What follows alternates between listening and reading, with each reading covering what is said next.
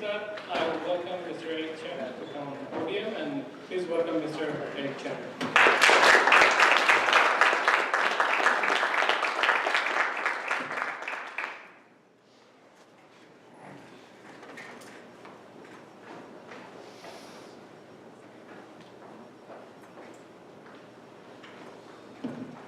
Okay. Thank you very much. It's great to see everyone here. So I'm just going to talk a little bit about evolution of malware attacks. To just give you a sense, for those who don't know, where we sort of started and how we ended up here. Actually, I have no problem.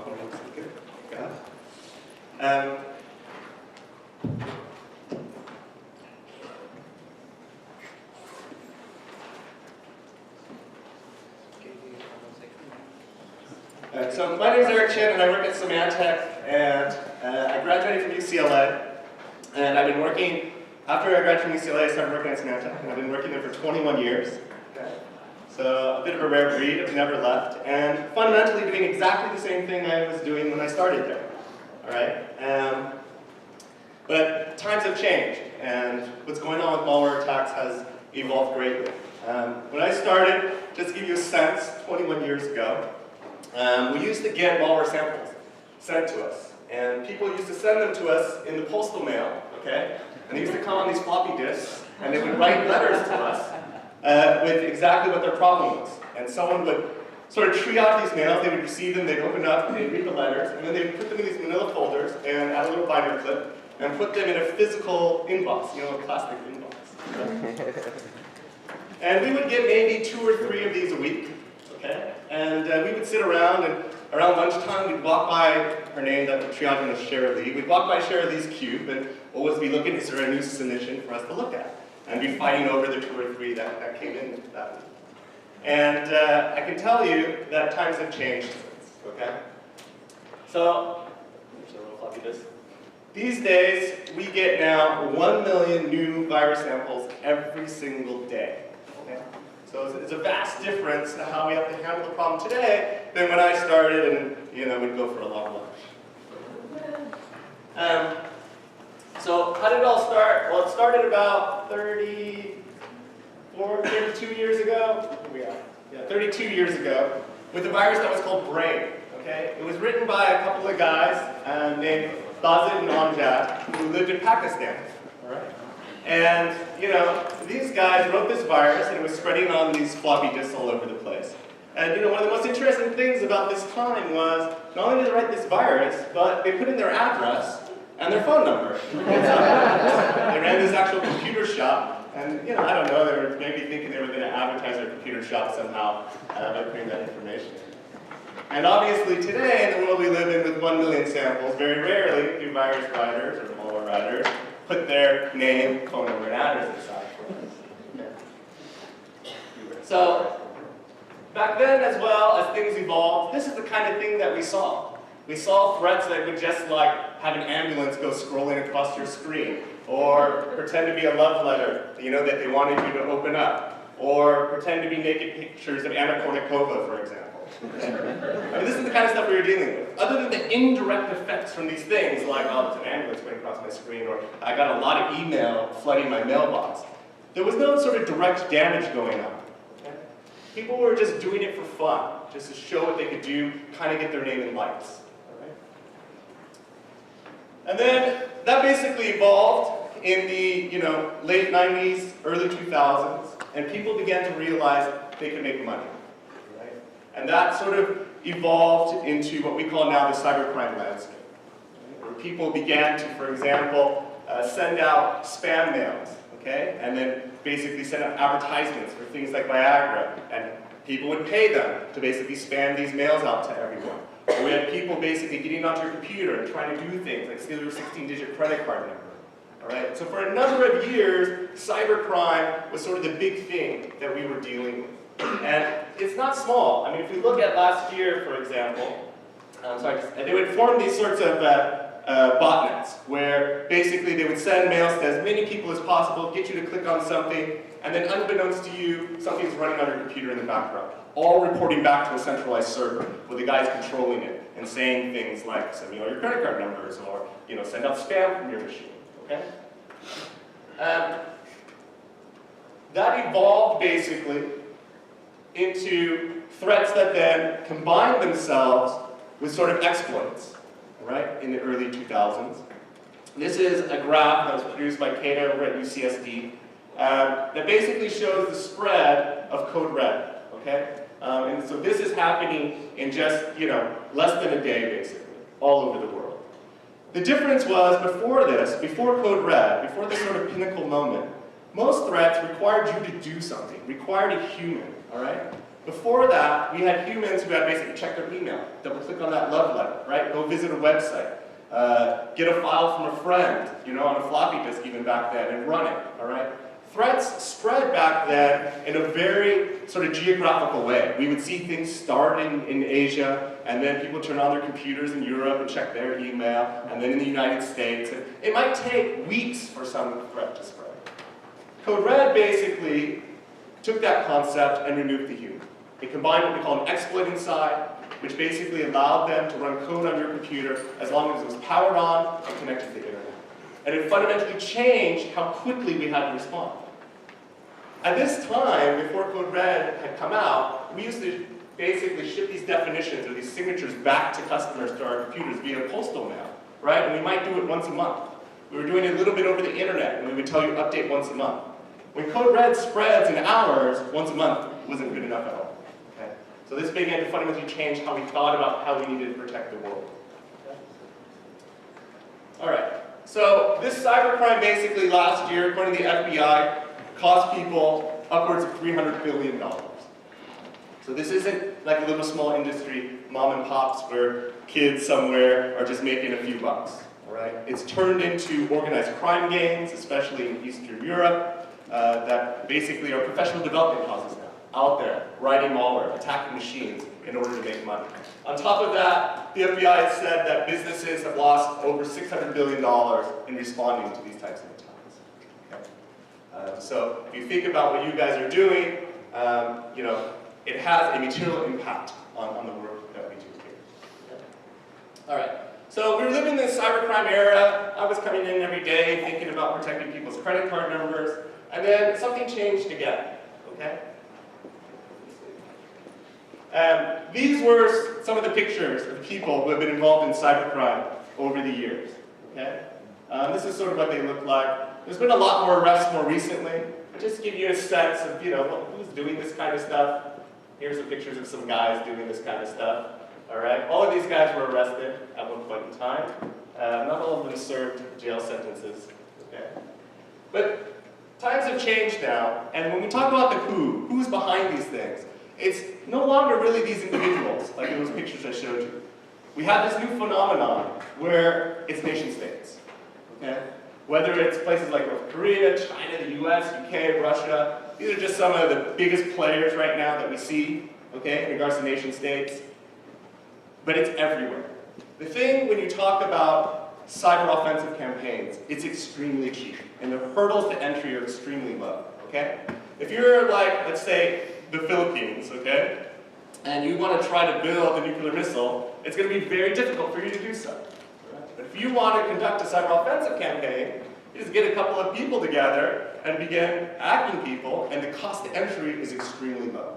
All right? And so we're seeing nations across the globe getting involved in cyber offensive campaigns. Small, large, no matter the size, all these countries have motivations to do this kind of thing. All right? The primary activity these guys are involved in is actually espionage. All right? This is the majority of what we're seeing in the sort of nation-state campaigns. It's basically spying on their other countries. We saw a huge rash of nation-state campaigns against the US a few years back, primarily spying actually on general corporations, trying to steal their IP, their intellectual property, all right, to basically use it for their own nation-state sort of, private company to basically improve things like their economy. Okay, I won't name any countries, but and then that basically all changed at some point. Okay, on July 12th, 2010, we were living in this world where we had cybercrime. And that was okay, but that was becoming sort of, less important than something like a nation state and less sophisticated than something like nation state. But those guys were just doing espionage. And what happened on July 12th wasn't just an evolution to sort of this threat landscape. Okay? What happened on July 12th was really a revolution. Fundamentally changed how we thought about cyber attacks. Okay? And what happened on July 12th was the discovery of Stuxnet. And what made Stuxnet different, for those who don't know what Stuxnet is Stuxnet was no longer about protecting people's computers. It was no longer about protecting people's digital zeros and ones, their credit card numbers, their financial transactions going over the internet. All right? It was no longer about making sure your computer's online so you can finish your thesis. Stuxnet transitioned us into real-world effects. Stuxnet is the first threat that basically had the ability to cause real-world damage. Right? So for those who don't know what Stuxnet is, Stuxnet basically was a threat that was designed to attack Iran's nuclear program, in particular Natanz and their centrifuges in Natanz. It basically had the ability to infiltrate Natanz, which wasn't connected to the internet. Okay? I'll give you more detail on how they were able to do that. And once inside the uranium centrifuges, it would infect those uranium centrifuges, which don't run on Windows either. Okay? And basically would cause those centrifuges to spin at a different frequency and hit basically a resonance frequency, which would cause those tubes to basically vibrate uncontrollably and then shatter apart and basically take down a whole array inside of the Natanz. Okay? So we're talking about real-world effects. Okay? It didn't become sort of hyperbole to begin showing these pictures that we were talking about essentially this new era of potentially cyber warfare. Look, if you were in Natanz at that time and you were sitting inside that room, you probably would have died. Okay? Talking about human lives here, not just money, not just digital zeros and ones anymore. Okay? And this sort of goes on. Okay? Stuxnet's not an anomaly. We've had Dragonfly, which the US has stated is Russia, infiltrate the US power grid. They were literally at the controls. We saw them on the what we call operational side of the network in front of what's called an HMI, or human machine interface, the thing that basically allows you to turn power on or off. Okay? We had North Korea that basically was probing the US power grid. In Ukraine, believe Russian actors also shut down the power, 260,000 households in the middle of winter, 2 years in a row, both in December, flipped off their power. You know, the Ukraine was actually quite lucky because while they had computer systems in place, they still had a lot of old archaic manual systems as well. And within about 6 hours, they were able to get trucks to go out to the substations and literally get a guy to basically flip the switches back on. Okay? I don't know if we would be that lucky in the US. And we had Iran, for example, as another headline, basically trying to attack a New York dam, okay, in the US. So, you know, we went from this age of people just doing this for fun, kids in their mom's basement in the stereotypical sense, to this realization that people could make money, and then people began to make billions of dollars doing this stuff, to nation states then starting to get involved, primarily doing espionage, okay, on their other country counterparts, to a world now where we have nation states, potentially individuals, hacktivists, and things like this, conducting attacks that really fundamentally affect our society, right? What happens when there's no power? You know, look at Puerto Rico, which didn't have power and now apparently had thousands of people die as a result of this, okay? So, the next thing, obviously, that we've seen most recently is now things like the election as well, okay? Where, you know, Russia has been identified as the US as basically conducting disinformation and propaganda campaigns. They basically breached state election commissions. So if you don't know what state election commissions are responsible for, they're responsible for your polling places, the sample ballots you send out, the registration rolls, right? Imagine they do this again in the midterms of 2020. They breach those state election commissions, and they basically change everyone's names. They delete all the registration data. They change all your polling places. Okay? This will fundamentally affect the ability for the US, for example, to have elections. And if you think this is hard and it's super sophisticated, and what these nation states are doing are just like amazing, it is the case that we have nation states doing really, really crazy, sophisticated things. You know, Stuxnet is a great example of that. But the reality is they only need to do as much as they need to in order to achieve their objectives. You might have heard in 2016, the DNC, Democratic National Committee, was hacked. In particular, John Podesta, the campaign chairman, had all his emails hacked and leaked. All right? How did that happen? Was it a crazy zero-day exploit?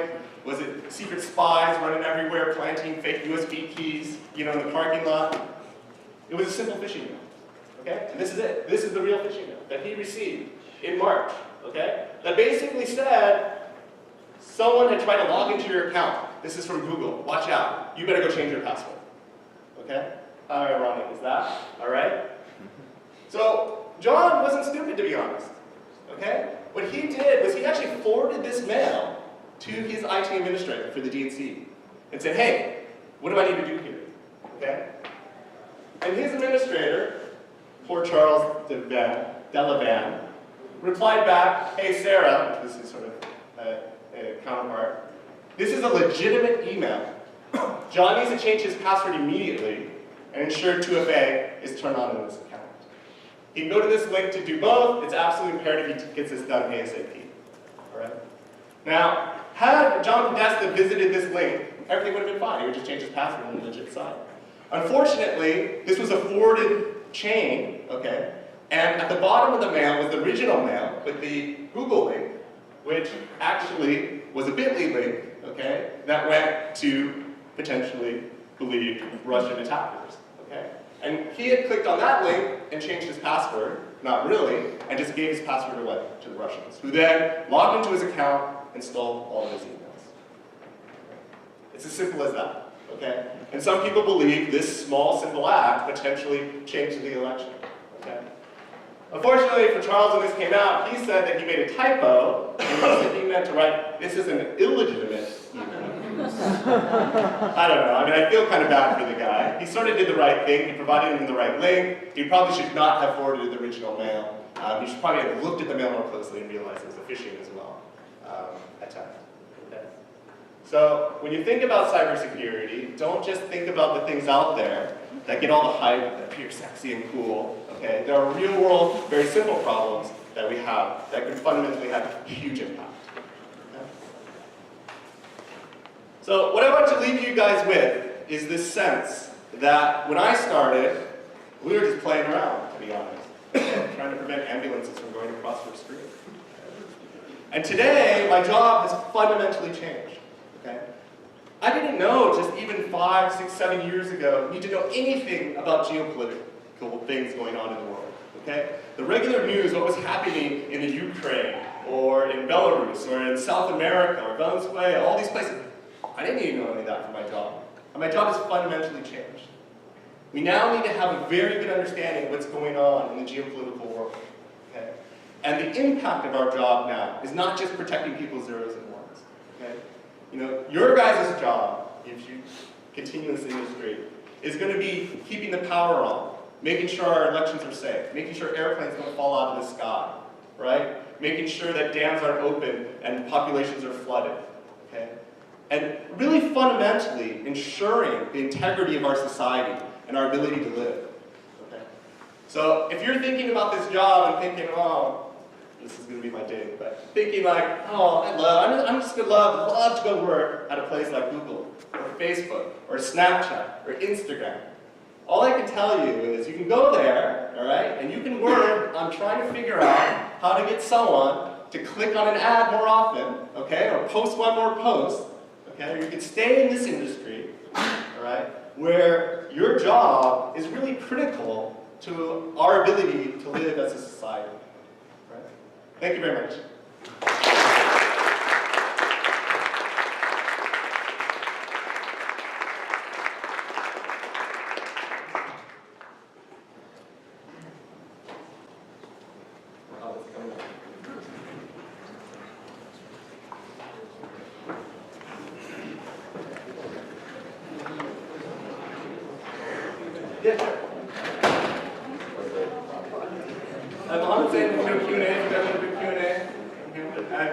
I'm doing the Malware training afterwards in this room for those who want to stay. But we can talk about anything related to cybersecurity, careers, the landscape. Super technical questions. Considering that one zero-day exploit is hard enough to find, I think such an attack 4, correct? Yeah. How, when you first saw that, Yeah, it was huge. It's mind-blowing. I'll give you some context, okay, for people who don't know. So, when Stuxnet first came out, and even today, 98% of threats don't have any exploits at all. Okay, they're just sending you an email, getting you to click on this thing. Okay, and once in a while we had a zero-day exploit, which is again code that allows you to infect a computer without you having to do anything. And a zero-day means that no one knows about it. Okay, it's not patched and things like that. And so at most the threat might have one zero-day exploit, and you get one of those every once in a while. Okay? And Stuxnet had 4 inside of it. Okay, give you some other ideas. Most threats, if they spread it all by themselves, maybe have one way of spreading. I'm going to send out emails or something like that, or go across network shares. Stuxnet had 7 different replication mechanisms inside of it. Okay? And on top of that, your average threat that we look at maybe is 200K big in size, 200K bytes. 20K in size. Stuxnet was 200K, okay, in size. 10 times as big as anything we normally look at. All right.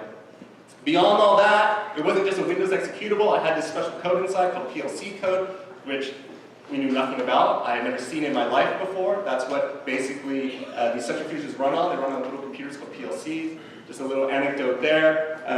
I went online to eBay to buy one of them so we could figure out how to replicate it and learn about these devices. And so, you know, there's like a picture, it's on a white background, there's no banana for scale. And so I buy this thing on eBay, and then I go down to the mailroom one day, and this guy hands me a little box from, you know, and I thought, oh, I ordered a book or something, I couldn't remember. And I opened it up, and I was expecting these PLCs, you know, these are computers that are running critical infrastructure, to be kind of the size of like a mini dorm fridge, you know, that you might have. And it's the size of a coffee mug. Small little plastic things that basically are running the world. And so the final, to give you a sense, you know, to your question, normally the average threat takes us seconds to look at. When we have to manually look at them, the vast majority are handled by automations that we've written. Okay, we have 1 million a day to look at those. But when we have to look at them, they take seconds, maybe minutes to analyze and figure out. Stuxnet took us 3 months to fully understand. Okay? And every day of that 3 months wasn't us just sitting around doing nothing. Every day of that 3 months was mind-blowing. Every day I came in and discovered something new. Right? The code was super dense, there wasn't anything junk in there. Right? Every line mattered in that code, and every day you looked at something and thought, wow, this is brand new, I've never seen this before. And the next day you come in and look at another piece and go, wow, this is brand new, I've never seen this before. So it is probably still remains, and it will be a high bar to surpass the most interesting, the most sophisticated threat we've ever seen. Another question?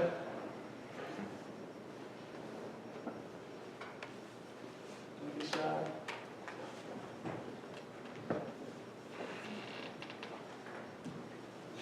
So you mentioned when you started it was mostly like floppy disk viruses and ambulances, and so you got to get started with that when you were new. So I assume it wasn't too bad to look at that code.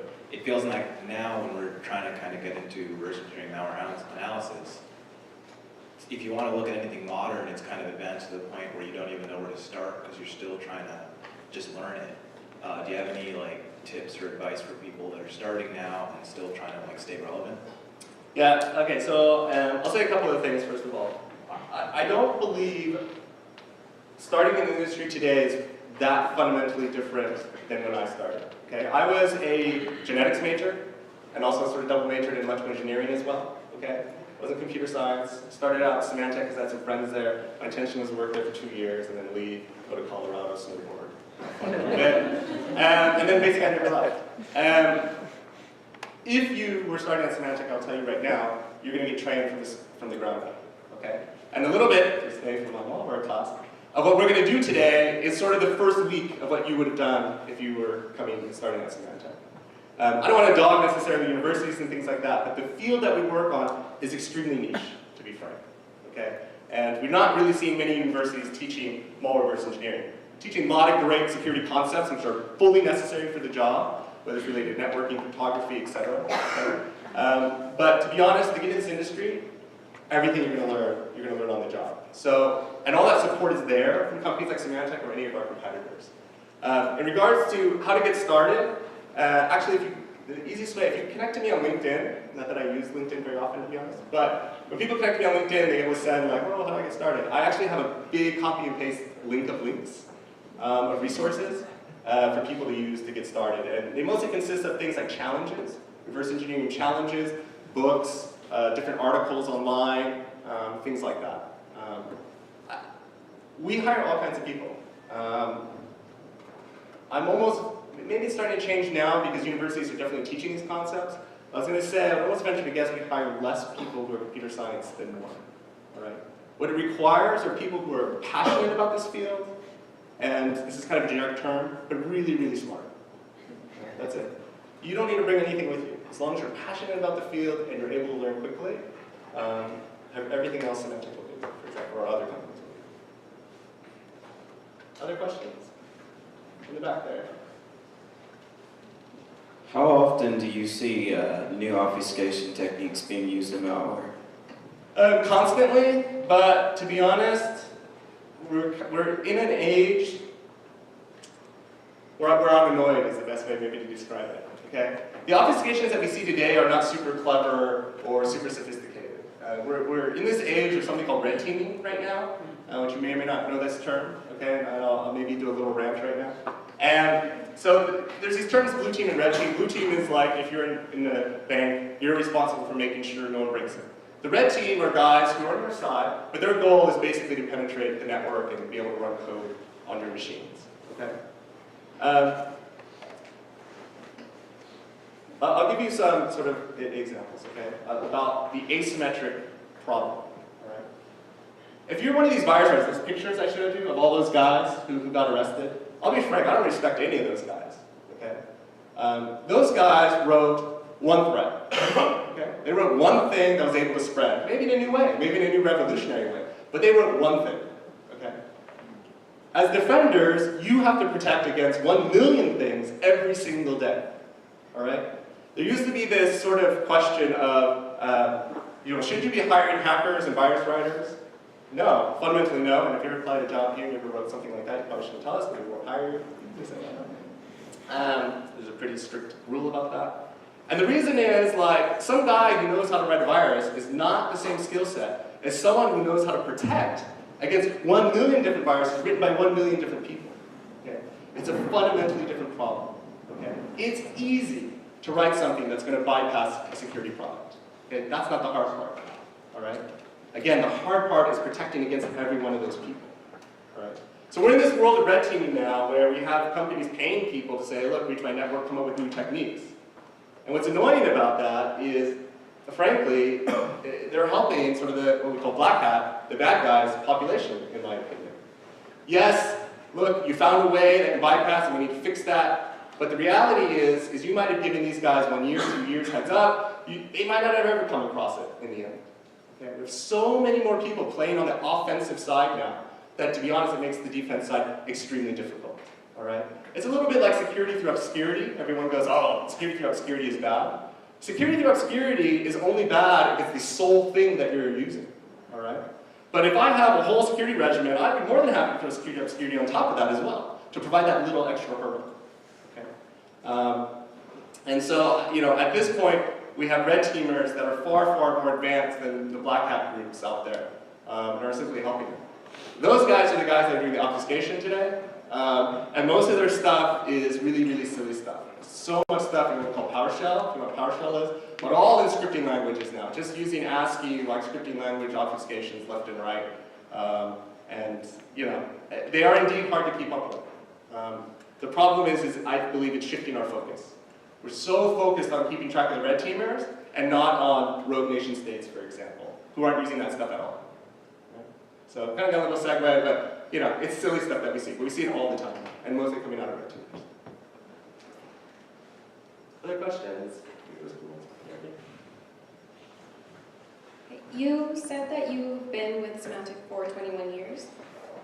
What, as people starting off in this industry, would you suggest exploring and taking as many opportunities and diversity as you can, or would you recommend, in your case, also sticking with one place and investing in it and investing in your, professional development? I think that's a very personal question, and I'll give you my story. Okay? My goal was actually to get my PhD all along, since I was really young, and so that's why I went to work at Symantec. I told them when I started, I've only been working for 2 years. go to Colorado, play around for a while, take a gap year, and then I was going to apply back to grad school. Okay? And my goal was to get a PhD in genetics and do a lot of research in genetics, so I'm passionate about that. And then when I started working at Symantec, it just was like every day was a brand new problem. Look, I think I'm a testament. I've been here 21 years, and it hasn't gotten boring at all, and every day is new. And if you asked me when I started, would we be trying to protect, like, keeping the power on or protecting our elections, I wouldn't have dreamed of that. As long as technology continues to move forward, this job is different every single day. But I think it's really a personal question. I don't think you can go either way. We hire people who became PhDs for a long time and then decided to come into industry. We have people who dropped out of college, to be honest, and decided to come into industry. I think it's a personal question that really you need to decide for yourself. This industry is extremely merit-based, so I do not believe that you'll be at any disadvantage either way, to be honest. Right? If you dropped out of school, but you, again, demonstrate that quote-unquote smartness and that passion, you'll get a job very easily. If you stay in academia for a long time, you want to get exposed to a lot of different things, and then you decide, oh, now I'm going to work in industry, you won't be at a disadvantage either. So I think all paths lead to the same place. Other questions? We've got time for one more question. A double. How much of machine learning is used within the different security software that you all develop? So you say machine learning or machine languages? Machine learning. Tons. Look, that 1 million number, it's all machine learning. It's being done. So there's a huge track within Symantec where basically all our technologies are based on machine learning today.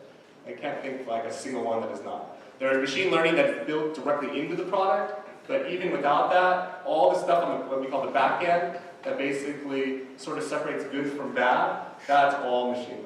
And it's constant. And you know, it's really pushed on. I mean, everything now is deep learning. There's something on top of that now called probabilistic reasoning that we're using. Within Symantec, we have a group, a specialized group we call CAML, the Center for Advanced Machine Learning. We're always trying to push sort of new models, new algorithms that may give us better efficacy.